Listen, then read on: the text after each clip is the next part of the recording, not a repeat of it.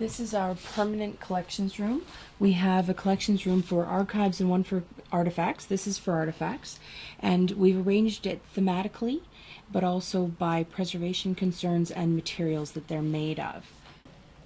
So things like this would have been used by the First Nations often as meat, but they also would have used the hide for their teepees, for their clothing, so on, and they would have been using the bones as well for tools.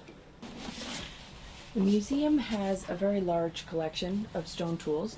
They've been found often in this area within Peace River, surrounding in the River District and up on Judah Hill and so on.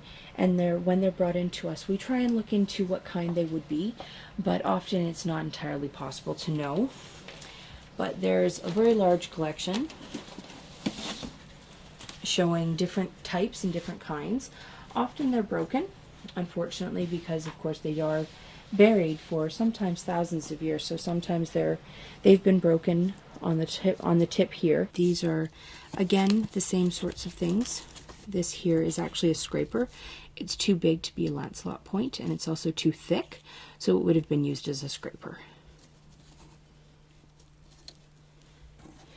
Something like this, though, would make the perfect Lancelot point. It is broken on the side, as you can see, but it would have been hafted onto a spear and used as a spear point. This is less worked than some of them, but there's a little bit of work on the sides here, so this also would have been used as a scraper.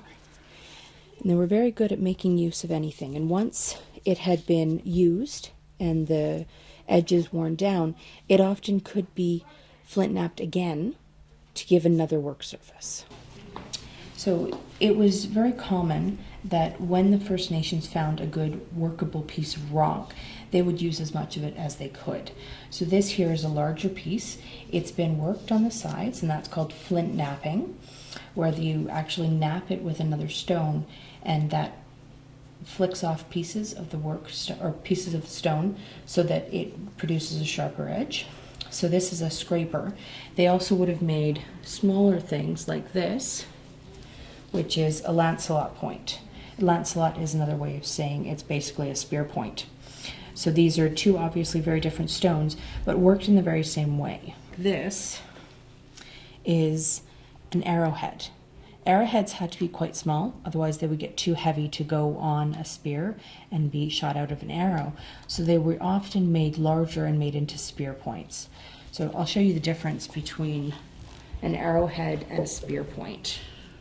So here we have, that one is an arrowhead and that is a spear point, also called the Lancelot point. They're quite different in size. This one we can see is missing the very tip, but it wouldn't have made it much larger.